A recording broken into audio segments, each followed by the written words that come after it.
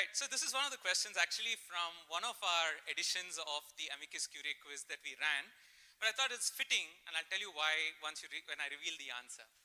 In this scene from a very celebrated movie by Chaitanya Tamane, Court, the character being questioned tells how her deceased husband, who was a manual scavenger, would determine whether it was safe to go inside a gutter unprotected.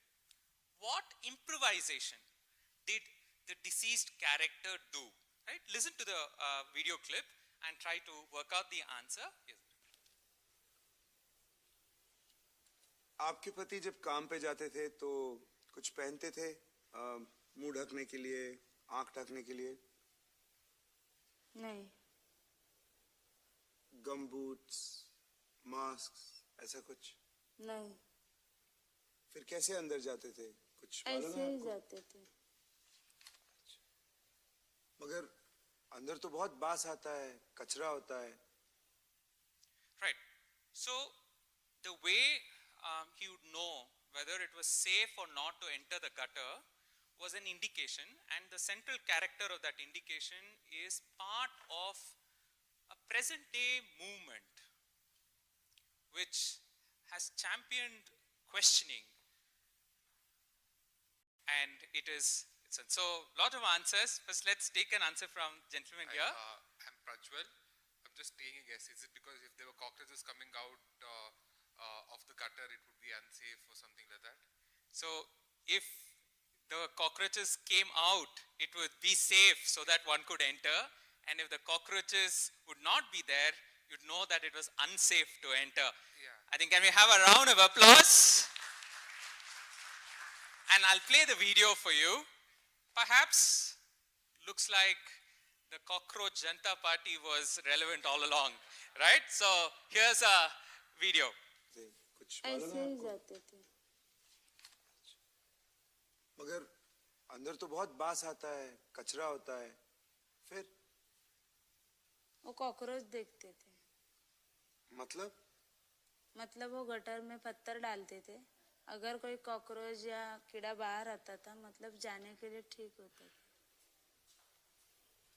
आपको कैसे मालूम ये? वो कभी-कभी घर वापस आकर बोलते थे कि आज कॉकरोच नहीं आया तो छुट्टी मिल गई। Right. So that's the look for cockroaches. That's the answer we were looking for. The next question. So Sarojini Naidu recalled a moment of anguish when the Indian women delegates attended an international conference in Berlin in 1919, when representatives of 42 nations were to participate in a parade of nations. India had no official national flag of its own. Determined that their country would not be humiliated for the lack of a national banner, the delegates stayed up through the night, improvised one by using something they already had. What did they use, or what did they do to create the flag? It was a great, just say, presence of mind and curiosity that led to it. So somebody who's not answered, perhaps, yes? Yeah, we can take, yeah, for yourself, if you can. What did you think Sarojini Naidu recommended the women delegates to do? Their sari drape, the sari drape. So the sari drape, they cut into pieces and they stitched together our first, or the national flag in that Berlin conference. Fantastic answer. Very, very good. Right, this is the ingenuity of women who represented India in the conference there, who did that on the call of Sarojini Naidu. They took their saris, cut it, and made the tricolor. Right, super, very good answer. Next question coming up. Right, here's the pictured gentleman. In fact, this is one of the questions in the Bangalore round. So I've seen some of the participants who have been here, so I'll hold off. But this pictured gentleman was a practicing lawyer by profession from 1925 to 1975. He was driving force behind the construction of a major landmark in Bangalore. He was the secretary of a certain Indian sporting body from 1965 to 60 to 65, and was the president from 77 to 80, and even represented India at the international body of that sport around 1977 to 80. How do we know this person? Okay, let's take an answer from somebody at the end. If you can take the mic and answer. Chinnaswamy. So the famous Chinnaswamy Stadium is named after a lawyer who championed the sport. I'll give it to you. That's the right answer. And with Isali Kuda Cup Namde with the RCB queue there, I think one round of applause for our players who really did a fantastic job with RCB. That's Chinnaswamy. Very good answer. Well done. So there's always so much stories of, you know, the lawyers are really kind of, you know, part of the origin stories of many landmarks in Bangalore. So this is one such, Chinnaswamy. Right. Here's another question. Another legend from Karnataka who many of us might have not heard, but a story to be told. Pictured here is C.V. Muthamma, the Indian member of the Independent Commission on Disarmament and Security Issues established by the then Swedish Prime Minister Olof Palme. She was also a prolific writer and authored a collection of scholarly articles titled Slain by the System, India's Real Crisis. She's most renowned for her successful crusade for gender equality in a specific field. In fact, she petitioned that in the Supreme Court, won a landmark case against gender discrimination. As a result, she holds a significant first in India, right? This famous daughter from Karnataka held a certain India's first. What are we referring to is the question. I'll probably come to you if no one answers, but yeah, anyone wants to take a crack at what first did Miss C.V. Muthamma have for first in India and a case that she fought? I'll talk to you about the case later, but anyone who wants to say what first did she achieve in India? Right? Okay, so I see some hands up. I'll probably give a hand to one of my first quiz partners actually, Santosh, who's come in here. Yeah? Yes, I'm not sure what her rank would have been, but I'm assuming it's a fairly high rank in the army. And the case was presumably with women fighting in active combat. Superb guess. Superb guess. Not quite, but superb guess. Superb guess. Worked that out really well. But one more. Yeah, let's hear from here. First IFS officer, because women were not allowed to be posted as foreign secretaries or something on those lines. So in fact, she says the first woman IFS officer, but also the first woman to pass the civil services examination itself. That's the right answer, C.V. Muthamma. In fact, at that point in time, the law was such that women IFS officers had to take permission of the government before getting married. And I think she was not promoted to be the finance secretary, even though she was senior. And she fought this court in the case in the Supreme Court. And you know, later the law was upheld to be, you know, declared to be unconstitutional. And later she was instituted and so on. And she wrote this beautiful book also talking about the whole case and the turmoil. So a famous lady from C.V. Muthamma. Right. So the next question coming up on the screen for all of you. So in this video, and one of the things that's happened after COVID perhaps is to be able to see some of the famous lawyers actually arguing in court. And the present case which has really taken India's imagination is also the SupremeCourt judgment. Here is senior advocate Sanjay Hegde, who also happened to be one of the senior advocates who sponsored the quiz, argue that religious practices cannot automatically receive the protection of the Constitution merely because of roots in long-standing tradition. In doing so, the example of what non-violent agitation from the early 1920s, in fact, he says that this agitation happened even before the Dandi March, did he cite to illustrate that religious practices cannot be shielded from constitutional scrutiny. Just listen to that argument and you can go for it. Here it goes. Today, my lords, we are on the 101st anniversary almost of where the story begins in Kerala, not SupremeCourt. In 1925, there was the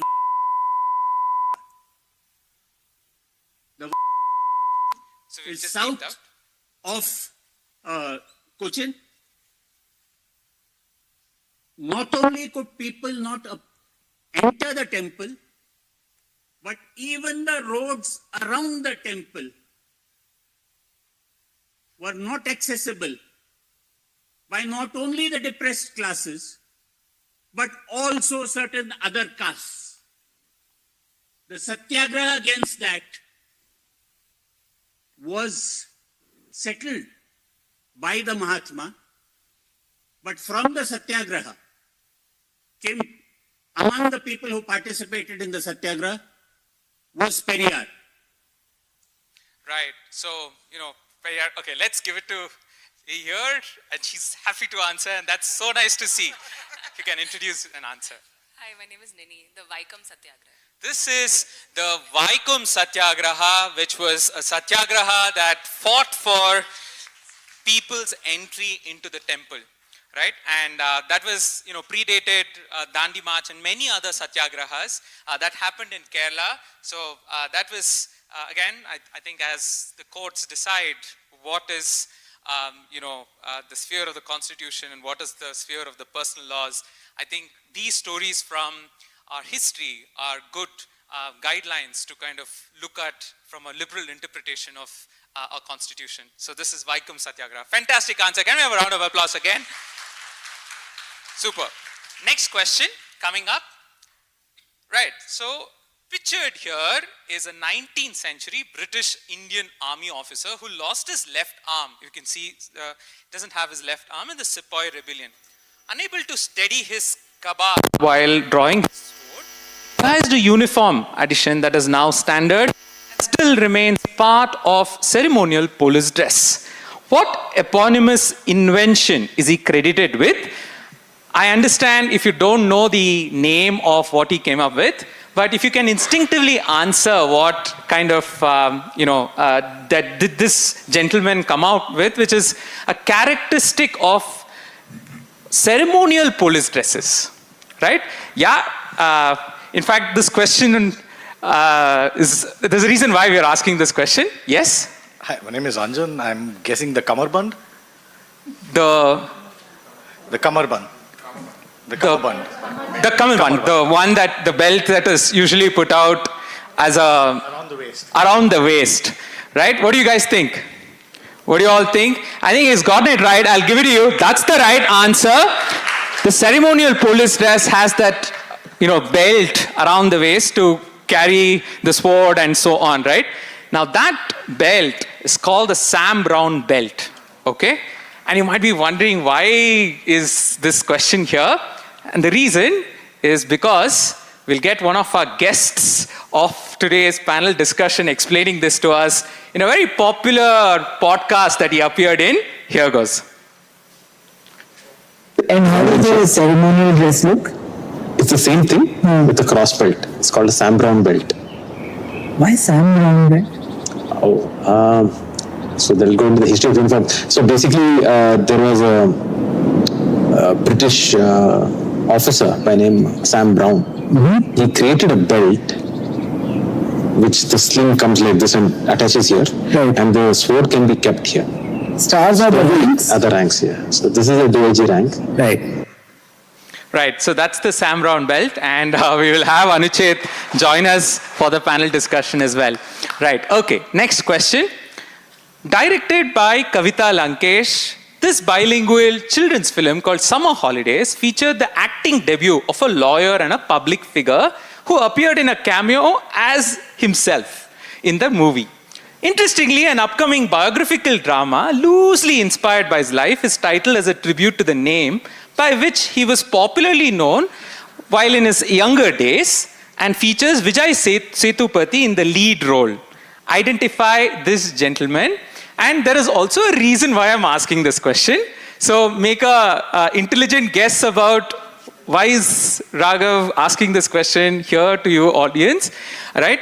Somebody made his actor debut in this movie called Summer Holidays, Ms. Kavita Lankesh's movie, and a biopic is coming on him by the name by which he was known in his younger days. So anyone who wants to, I have one raised hand, okay, but I've already taken an answer here. So let's hear it from anyone else who wants to take a crack? Or somebody who's already answered. So yeah, let's give it to him. There's a reason why specifically this person plays an important role. This is our former Chief Minister, Siddaramaiah. I mean, whatever he is right now. Okay, so he's the former Chief Minister, but because he's resigned, you don't know what state he is, and tomorrow is the swearing in of the new Chief Minister. The longest serving Chief Minister of Karnataka, Mr. Siddaramaiah, is the right answer. Very good. Well done. Well worked out. He does a cameo, and there is a new, this one that's coming out, a movie on him also. So considering tomorrow is actually, I think, the swearing in ceremony, we thought a question on a lawyer, and I think his many social justice ideals came from his works in farmer protests and things like that in the Chamarajanagar, Mysore region. This is Mr. Siddaramaiah. Okay, super. Okay, next question. So these were another character of our quizzes, which unfortunately we could not cover many of it in our book because we could not get like images to be added as much in the book. But these were another set of questions which we had as a very important part of our quizzes across. If I were to ask you to connect all of these elements, what would it be? Right? So somebody who has not answered before, we have the Vidhan Sauda, we have these 4 books, we have something that I've shown you as a concept, right? I have the Australia and New Zealand as part of it, right? Have you answered before? Not yet. Okay, wonderful. Let's go for him. He's ready to plunge. Prison, like works of people done by, like prisoners constructing Vidhan Sauda, Australia as a prison, Mein Kampf written by Hitler in prison, Discovery of India written in prison. So I'm guessing the connect is prisoners. Prison. Fantastic answer. Superb. Right? So it's believed, I think the construction of Vidhan Sauda went over budget. And again there, curiosity and some presence of mind, they used the prisoners in the central jail of Karnataka, Bangalore, as workers of the Vidhan Sauda. You know about transportation with Australia and with New Zealand. Prisoners were sent during the colonial times. These were all the books that were written in prison, from Discovery of India to Shantaram. And that is the famous, from the game theory, prisoner's dilemma, right? The prisoner's dilemma. And Carcel, interestingly, is a company which employs prisoners in their manufacturing plants, very famously. That is the connection. Fabulous answer there. Very nice. Right? So that's one connection question. Another connection question coming your way. I'll just read this out. I thought this is very interesting. I may not have been one of the founding mothers of the Constitution, but I'm one of its founding daughters. Founding a nation is a continuous process, one without end. This is where I have lived, loved, and worked. That is where home is. The Constitution of India is not just a text, is where my home lies. Is this one? Of course, there, I think is a very popular in the news book and everything else. Somebody who has not answered, I would love to get more answers from people. Oh, right at the back. Yeah? You want to take a crack? Indira Jaising. Explain. I'm not getting the whole thing. That's her autobiography. And Okay. this Lawyers Collective was something that she had started with 2 others. Okay. The Domestic Violence Act, of course, something she's incredibly famous for. That's her with her mother, but I'm not getting the Okay. Bangalore That's University. Arundhati Roy, actually, with her mother. Oh, sorry, yes. And her very famous book, Mother Mary Comes to Me, which talks about Mary Roy, who fought the famous case, Mary Roy versus State of Kerala. And interestingly, Miss Indira Jaising studied in Bishop Cotton Girls in Bangalore, and she was a bachelor from, I think, Mount Carmel College here in Bangalore. So that's the connection we were looking for. I think a very good answer. One of the foremost women lawyers of our country. Her memoir is just out a couple of days back, which is called The Constitution is My Home. And in many ways, I think the book today that we're releasing is also to kind of draw into the fact that for all of us, Constitution is our home. Our ideals that we profess, the freedom that we try to take for granted, at some level is the social contract that comes from our Constitution. So yeah, this is Indira Jaising. Very good answer. Well done. Right? Superb. Next question. In November 2025, UN Human Rights Council announced a 3-person commission of inquiry to be formed to investigate the question of occupied Palestinian territory. Right? 2 of the members assigned to the body were Justice Florence Mumba from Zambia, Chris Sidoti from Australia.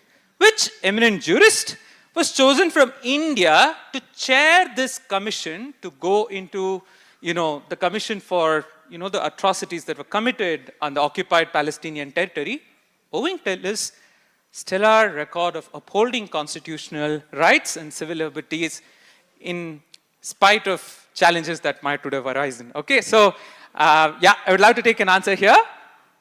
Justice Muralidhar. So not many times in a quiz, I would have the privilege to have the answer of the quiz seated in the front row. This is Dr. Muralidhar, sir, who I dedicate this book to, whose vision it was to do an engagement to spark curiosity amongst lawyers. So thank you so much, sir. Right? So this is Dr. Muralidhar, sir. Right, super. So the next question, and this is perhaps my last question queue as I end this question. This is also one of the questions we had asked in one of our rounds, but I thought it was fitting to end this quiz with this question. What was legal scholar Padma Shri Professor Upendra Bakshi's famous answer to the question posed to him by Justice Retired Gautam Patel, who was our chief guest in our Bombay, the western zone of our amicus curiae? Listen to it. Take a look at that question. Perhaps one of the most succinct legal advice ever given. Here it is. What are the 3 things you would say every citizen wants from a judge in the Indian judiciary at any level? Right. So what was this succinct 3-word answer? In fact, I'll take this moment to actually give it to one gentleman here by name of Vinay, who is running a movement called the Reclaim Constitution, printing, I am guessing, almost lakhs of preambles and trying to ensure that the preamble comes closer to every citizen. He, in fact, printed preambles across many of the locations where we conducted the quiz as well. Over to Vinay. Spine, spine, and spine. So here it is. What are the 3 things? Congratulations. What are the 3 things you would say every citizen wants from a judge in the Indian judiciary at any level? Spine, spine, spine. Thank you. Right. Thank you. And on that note, I think we are ready to start our panel discussion and, just that message to all of us.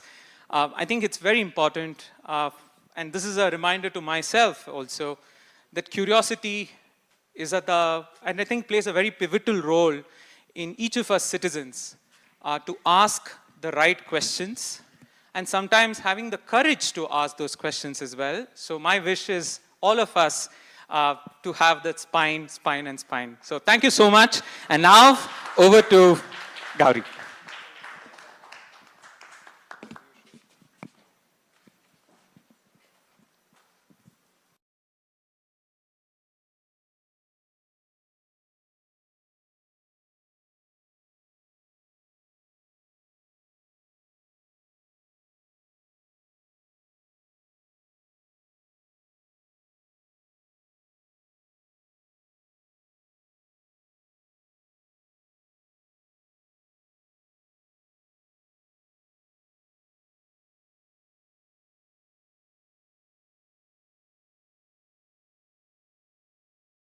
Lawyers to the National Law Quiz in 2024.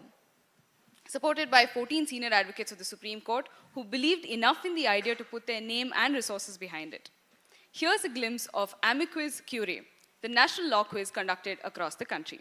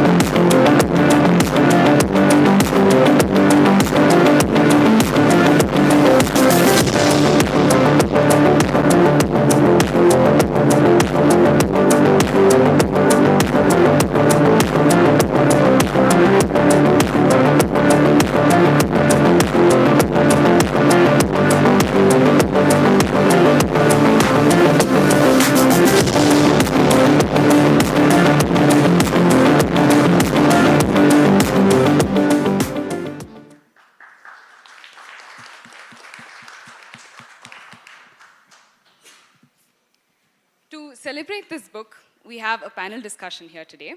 We have 4 extraordinary people joining us on stage tonight. Each of them has spent a career in different intersections of law, governance, and public life. Raghav, I request you to please welcome our panelists to the stage today.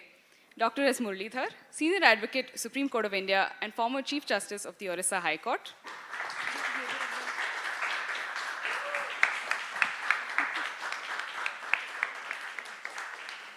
Ms. Uma Mahadevan Das Gupta, Additional Chief Secretary and Development Commissioner, Government of Karnataka.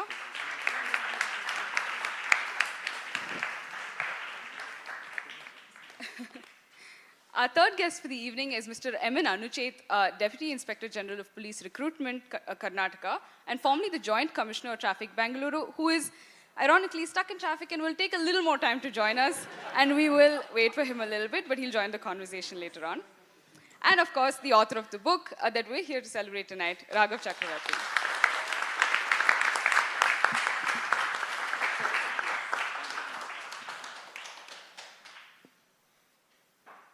So many of us are here to listen to our speakers today, so we'll just dive right into it. I'll begin with a question to all of you, and maybe we can just, go around answering that. My question is, what has the role of curiosity played in democracy in general? And particularly for all of you who have been in the public life prominently, how has curiosity played a role in your lives? Well, I think curiosity playing a role in democracy, I think the best example we should give here, just to see the power of the people, is the MKS's movement in Rajasthan. People were asking a simple question of their own panchayats. Money is allocated for projects in this area. What's happened to that money? Show us the accounts. That's how the entire movement started. And it's one of the most powerful tools. The RTI movement, followed by the RTI Act, it came through small regions of protests of this nature, where they were asking questions of the local administration. So I think it's so important to ask questions of whoever is in power to enforce the accountability in law. So that, I think, is a very, very important aspect of democracy. In the court, of course, as a judge, as a lawyer, you keep filing petitions where you don't get responses from the government otherwise. The government is forced to come and respond in the court. So at a very personal level, because you mentioned the Safai Karamchari Andolan, this is a PIL we started in 2003, 3 years before I became a judge. And what we could not have got through RTI applications and otherwise, we were able to get responses from states across the country. Those responses were of denial that there is any manual scavenging happening in our state. We had to then produce video clips, we had to produce personal testimonies to make them accept that it was happening. And it was a long struggle. So that was another big, big step forward in trying to eradicate this practice. It's not been entirely successful, but that's a fight that will go on. So as a lawyer, and of course later as a judge, you begin to realize the only way you can really enforce accountability of those in power is to have a strong judiciary. A judiciary that lends its hand to people wanting answers from the government. And the more and more judges realize that they are meant to do this very, very primary fundamental duty as a constitutional court, we will have a better country.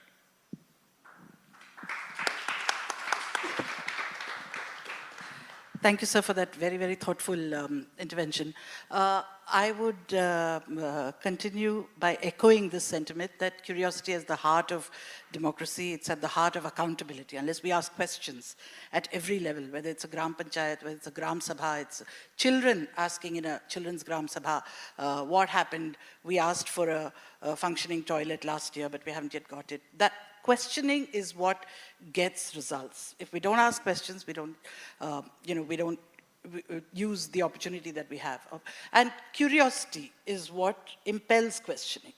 It's only if we want to know things, what happened to this? Hey, I remember that, that kind of thing. So I think it's the bedrock of functioning democracy, beyond electoral democracy, this constant questioning, constant interest in what's going on, constant interest in, as Amartya Sen talks about the argumentative Indian, I would say the questioning Indian is the bedrock of democracy. And in public service, it's also interesting. I would also say that curiosity is a form of attention and a form of generosity, because we're a very diverse country.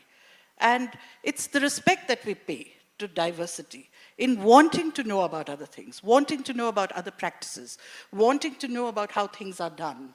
And that is, as the philosopher Simone Weil said, attention is the purest and rarest form of generosity. And curiosity is the foundation of attention. And I think that's something that we need to cultivate to keep democracy not only alive, but also to keep it respectful to the extraordinary diversity that we have in a country like India. And I'm lucky to be in a job where every day is so different and brings so much diversity that if one is not curious, one can get overwhelmed by it all.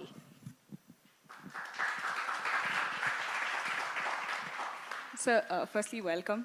Thank you so much. Apologies for being late. So our question today was, just to start off, was how does curiosity play a role in democracy, and how has it played a role in your life as a public figure?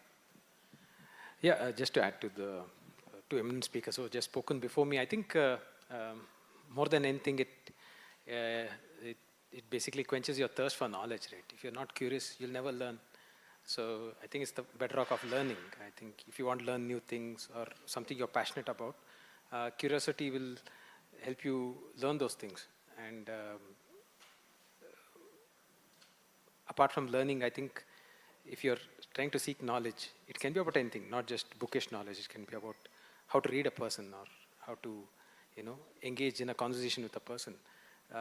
You should learn how to listen as well. So I think if you're curious enough about the other person, you'll try and listen to them. And as a police officer, I think that's very important that you be able to listen to a person, because they come to you with a lot of grievances and a lot of issues, and most of us only here don't listen, right? So it's important that you listen to the other person and be able to sort it out. So I think that's where curiosity plays an important part in my role as a police officer.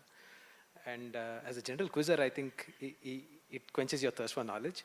So when we used to quiz, we used to call it fun days. So we were thinking, who will outdo the other guy with the better funda or something like that. So it's a way of learning, and curiosity leads to learning, I think. That's how even a child learns, so through curiosity, right? So.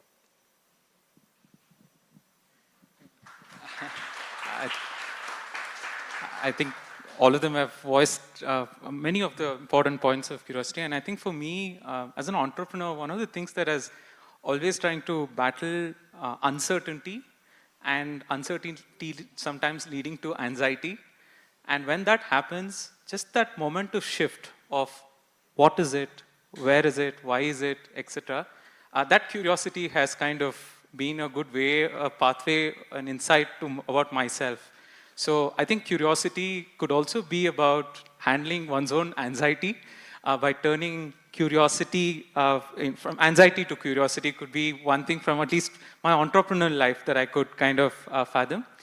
I think the second thing is, as I was talking, curiosity also, there's an example of curiosity saving my life. And I'll tell you about it. So we run a quiz for road safety, run by Arundhati Foundation to really enable a lot of important safety principles for children through a gamified quiz. It's been running for over 6 years now, and one of the things that we learn there is when you get in touch with fire, what do? Right? There is this principle of drop everything first when you get this one, and drop, fall, and roll to put off the fire. Now, we had the privilege of conducting a constitutional quiz for the government of Karnataka, for the social welfare department, for the Karnataka residential school children. It had about 1.5 lakh children who participated in it. After the quiz, I was giving away the prizes, and suddenly what happened was the backstage, because I think the LED monitors had heated up a lot, lo behold, as I was giving away certificates, my kurta caught on fire. and the person next to me shouted, and I turned back to see flames. And this was all on stage. And thank God I'd learned this as a quiz question. I dropped on the floor, rolled, and put out the fire. So perhaps where curiosity and quizzing kind of saving one's life could be one such aspect. Yeah. Amazing. Thank you so much. Also, stop, drop, and roll. I think just as one takeaway for today. So, Dr. Muralidhar, sir, as many of you know, was the primary idea behind the book. And 15 years ago, as a judge of the Delhi High Court, he had a vision of bringing quizzing to the legal community. Now, I think many of us in the audience here are lawyers. We know that fun activities for lawyers is a broadly underserved kind of market. So, in any case, a fantastic idea, sir. Firstly, thank you for that. So, I wonder, when you made that connection, what was the basis that you had for it, in the sense, why did you feel that law and quizzing was a connection that needed to be made, and how would the legal community benefit from knowing to ask the right questions? Yeah. See, every day something is happening in connection with the law. You open the newspaper, there are so many news items about what's happening in the court or what's happening in society, which can become a potential case. So there's a lot of interest in law. Lawyers, by their very training, get to realize very soon that all the learning happens in court. But you can't get exposed to all branches of law. It's like an ocean, like so many disciplines. It's a vast ocean. So you may join a law office where your senior colleague does a certain kind of case, and you may not have any exposure to other kinds of cases at all. You can sit in the court, you can watch other lawyers perform, but it's only so much of a learning. And there is nothing like, Kerala has attempted it, like a law academy. That is on-the-job learning, right? So there is so many developments in the law at a very rapid pace that you can't keep up with it. So you need some avenue where you're not taxed for being the best performer. You're learning to enjoy it, and you're also gaining knowledge. And quizzes somehow break down hierarchies. The brightest mind could be the youngest. You never know. Sometimes it's a combination of a senior and junior. So Raghav will he bore witness to it in Orissa when he spoke about the quiz for judicial officers. We had a team of a district judge, a chief judicial magistrate level officer, and a new entrant to the judiciary. So they functioned as a team. So they learned from each other. Sometimes experience has the better answer to a question. So working together, breaking barriers, getting to know more about law and society, it's all very exciting. So, and quiz is a wonderful opportunity. Like you saw this, even from this half an hour of quiz, the number of disciplines that were covered. It was not just law alone. It was a variety of disciplines, including literature, history, films. So I've always felt, and I've been a quizzer myself in school, I've always felt law is a very, very exciting, field to try out a quiz competition. And I think it's been very rewarding. I've sat through all the quizzes that Raghav has conducted, which you saw, and I've always come away feeling far more enriched than I was when I sat for the first question there. Thank you, Raghav, again. Thank you, Shala. Thank you for that, sir. My next question is to Uma ma'am. Uma ma'am has been at the center of skill development and education, particularly for students across the state coming from different socio-economic backgrounds. Now, outside the preoccupations of marks and grades and all of that, education we know is an exercise in curiosity. So, ma'am, in fact, ma'am has been instrumental in sparking that curiosity by establishing rural libraries across Karnataka as well, a few thousand libraries, if I'm not wrong. So, ma'am, I want to know, in the work that you have done with Anganwadis, Panchayats, and various communities that you interact with, what is the level of democratic participation there is, and how much curiosity are people already coming with, and how much needs to be cultivated by these institutions that you have set up? Thank you. Thanks for this very thoughtful question. Just stepping back to the COVID pandemic, it started very innocuously. We were coping with the impact of the pandemic in rural Karnataka in the middle of the lockdown. We were reaching out to nearly 6,000 gram panchayats through YouTube Live because we had no way of reaching them through physical means and so on. But the response from people was so tremendous. We said, tomorrow morning, we would like all the Gram Panchayat task forces to sit in front of your computers by 11 o'clock. And this is the link, and we're going to do a YouTube Live session on, at that time it wasn't even called COVID, it was called coronavirus. And this was March 2020. And we had some information from what the WHO had sent, some from what the Ministry of Health had sent, and some that the local health department had produced. So we put together a PPT. But at 10:45 the next morning, when we saw on YouTube Live that hundreds after hundreds of panchayats were signing up and saying, we are here, we are here, we are here, we knew that this was the groundswell of curiosity. They wanted to know what's going on. They weren't just panicking, saying something has happened, right? Something terrible has happened. But they weren't hysterical. They weren't stigmatizing people. They were saying, here is something, here is a problem, and here is a way of knowing about it. And so we were able to communicate science-based information about the coronavirus, which even including the picture of the virus, which WHO had shared, which immediately, within a few hours, we saw that they were converting it into rangolis on the ground and wall art and sharing science-based awareness with people. So curiosity and then acting on the information that you get. That's what led us to the next thing, which was, as the first wave of the pandemic died down, we realized that students in rural Karnataka were cut off from learning because the schools and colleges hadn't yet opened. So we said, what if we used the rural public libraries as a way for them to stay connected with reading? And we said, let's just try it out. Let the panchayats take it forward, and let's make these libraries into really fun places, pleasant spaces for children to read, borrow books, interact, play a game of chess, etc., etc. And we said, we'll have children enrolled free of charge as members. We'll have books collected as donations. We'll have computers and so on. And we'll also make the place a little friendly to sit. These were the very simple goals that we had. But 5 years later, I have to tell you that it just grew like snowballed into something, and we have now more than 50 lakh children enrolled as members. This is the result of curiosity. This is what happens when you put picture books and you put children's books on science, you put children's books about nature, you put posters about birds, and you say, you can come and read things here. You can come and learn things here.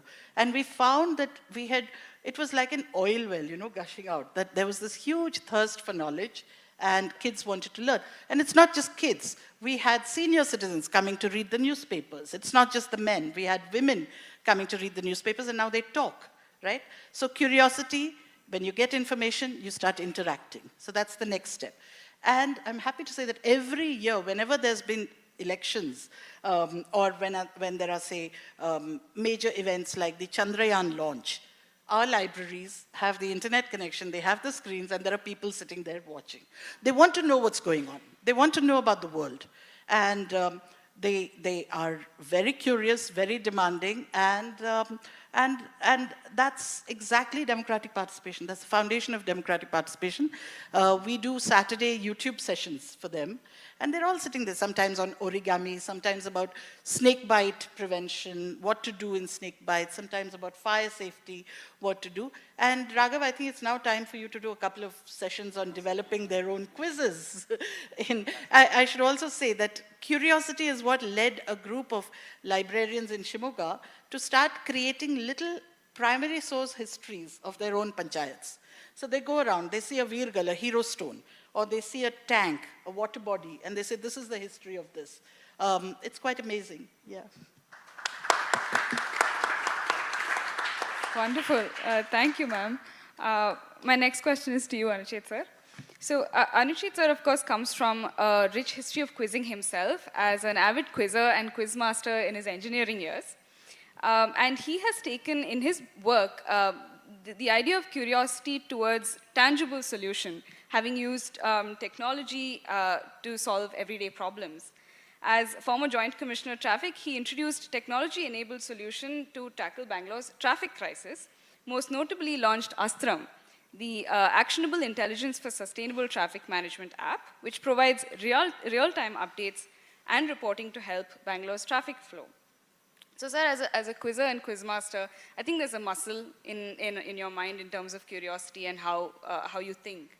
And as a member of the police, sometimes you're the first and if not only interaction that citizens have with the law. How does that muscle help in playing that role of being the bridge between citizenry and the law? Well, in policing, asking questions is the bedrock of criminal investigation. We just call it interrogation, right? So, so in a more serious setting. So, but even with the victim or any petitioner who comes to us, it's important to elucidate information from them and understand what is the crux of the problem. So if it's a victim, generally they're panicked, frustrated, probably have gone to several places, they've not got any succor to their problem, and they're looking at the government, and one arm of the government is the police, which is also easily visible and present in various places.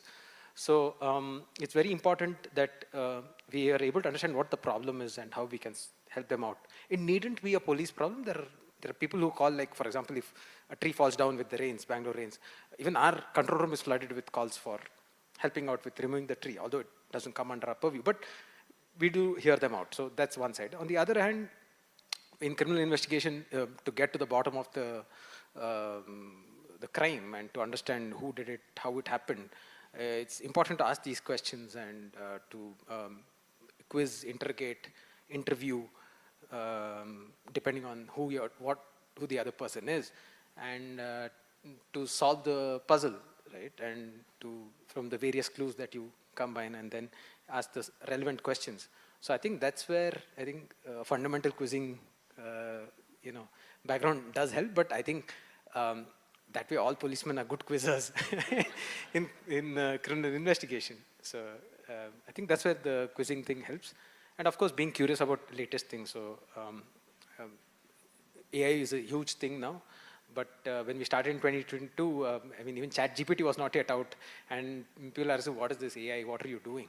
So, I mean, and now everybody is curious about it and learned about it. And everybody's probably using AI in some form or the other. It can be simple chat with ChatGPT or Gemini, or somebody's using Cloud Code and developing their own code or whatever.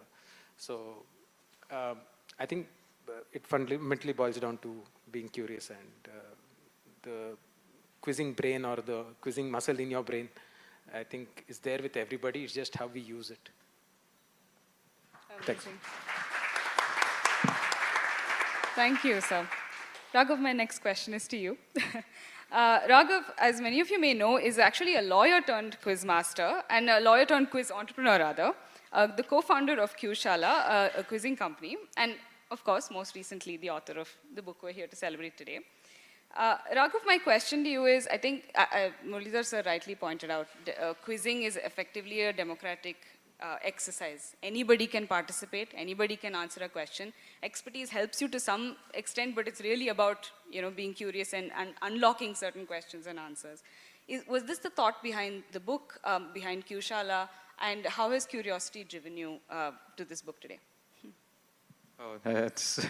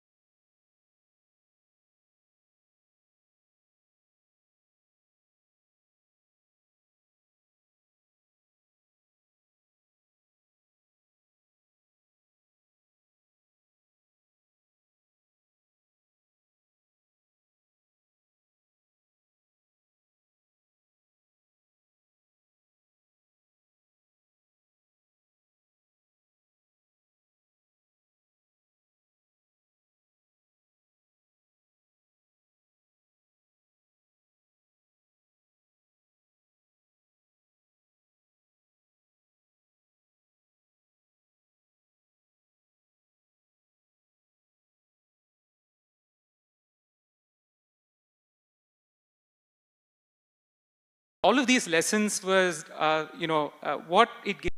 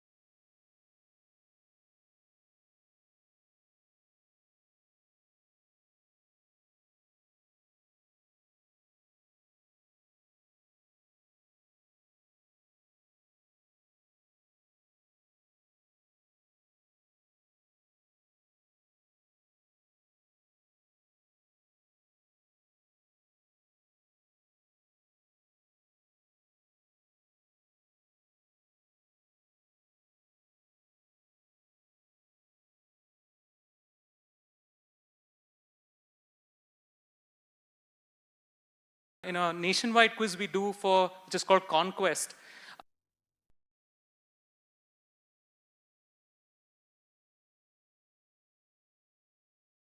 A mixed gender team. And that kind of, led to very interesting kind of experiments through and through. So these have, I think that there is a lot more to be done to make quizzing more democratic. Yeah, that's just where my, reflections are. Yeah. Okay. Thank you so much, Raghav. I think the takeaway today is curiosity is accountability, curiosity is learning, curiosity is interrogation, curiosity is free trips to Sweden. It can be anything. Ultimately, curiosity is just the way that we participate with not just the democracy, but our everyday world. So before we wrap up, I do have one question to all of you again. This is just my way of asking for life hacks, really. It's to say, what is one ritual or practice or an inspiration that you rely on every day to keep your curiosity alive? Sir, if you could begin. I try the crosswords, and I'm a Sudoku solver. So something that excites the first levels of curiosity. Crosswords do that, so I find that very useful. I love the crosswords too, but I can't do Sudoku. I just have never figured it out. But I've had this habit which annoys people endlessly, but I've had this habit of hating jargon, hating cliche, and hating, stock phrases. And I find that helps me get to real stuff that people are saying, or real stuff that is in the text or whatever I'm reading.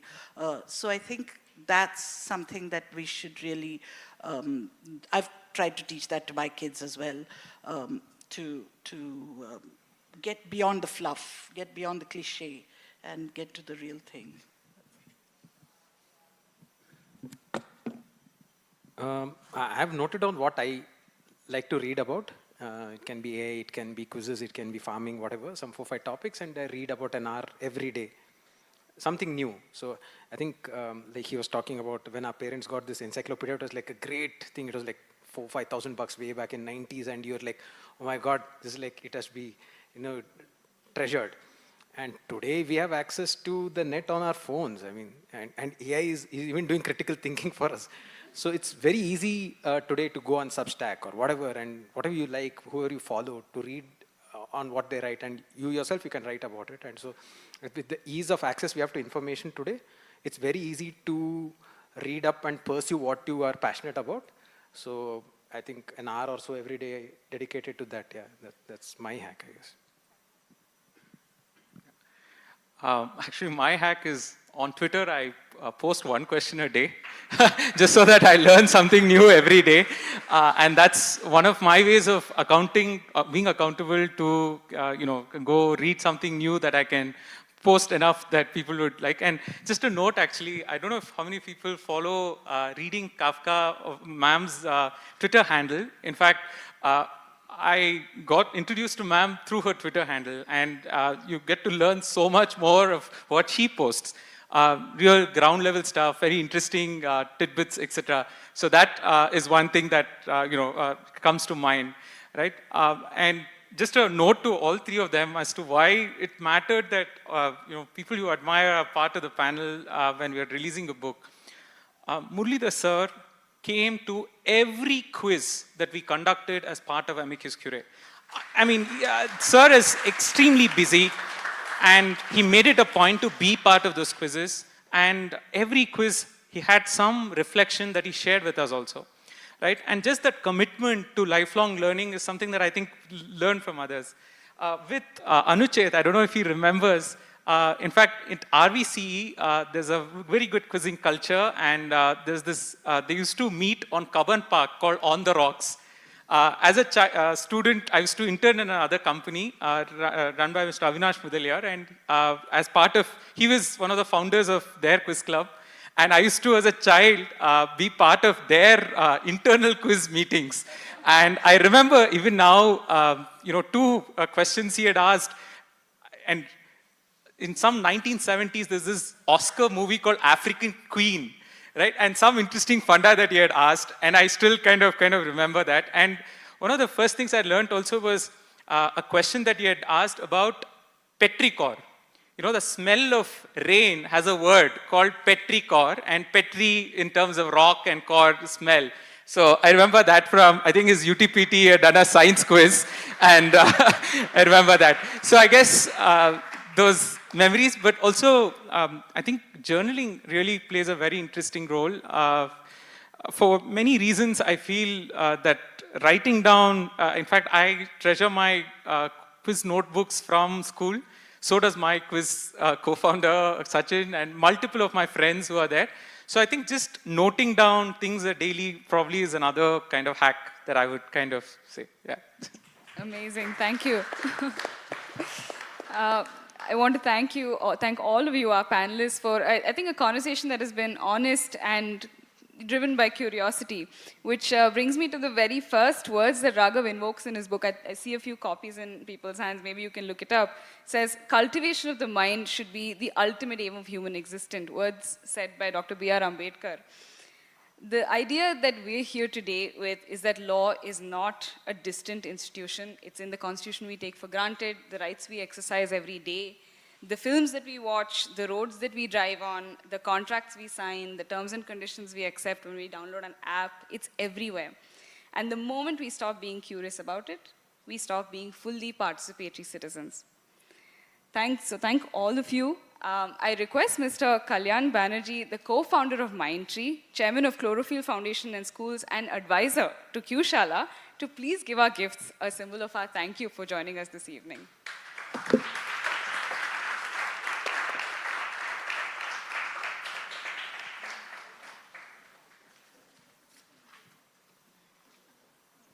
Request all of you to join us in thanking Dr. S. Muralidhar sir.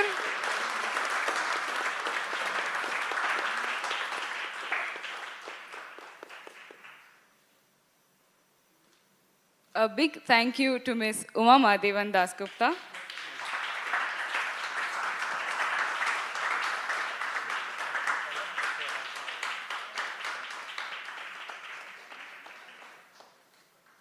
And finally, a big thank you to Mr. M.N. Anuchet.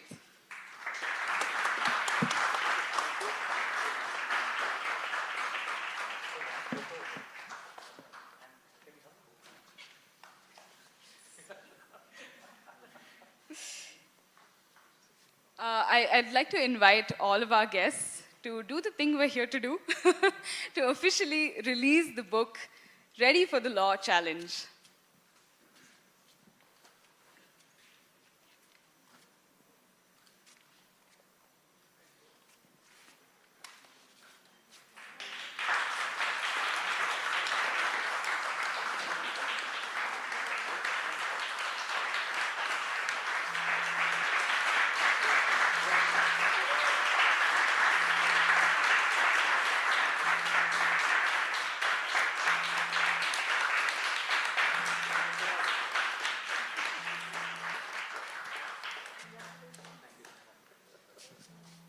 Thank you to all of you for joining us here today for this very, very special moment for all of us at Q-Shala.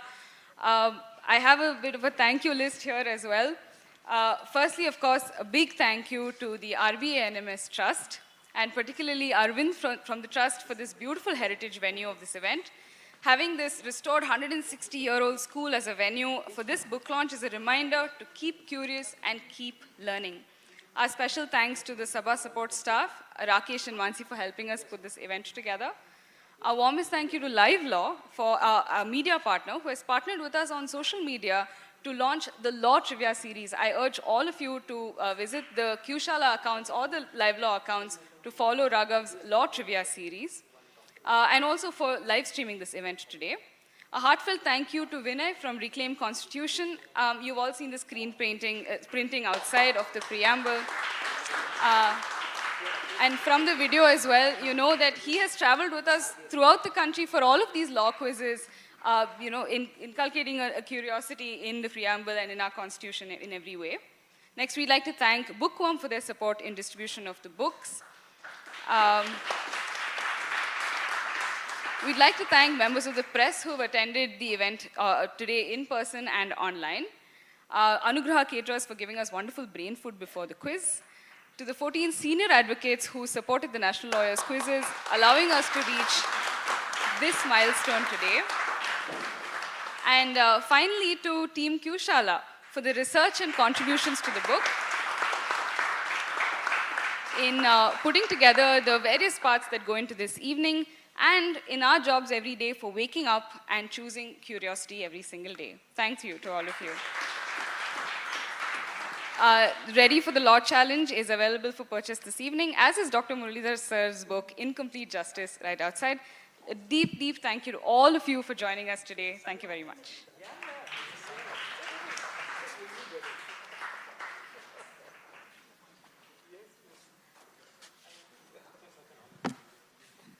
Yeah, thank you all for making it. It really means a lot. And I think the spirit of the book is to really encourage all of us to ask questions.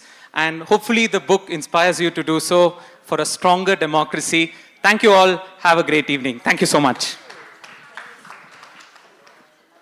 I actually request everyone to stay in their place just one moment. We'll get a photo of all of us together with the guests as well. You can just, if we'll just.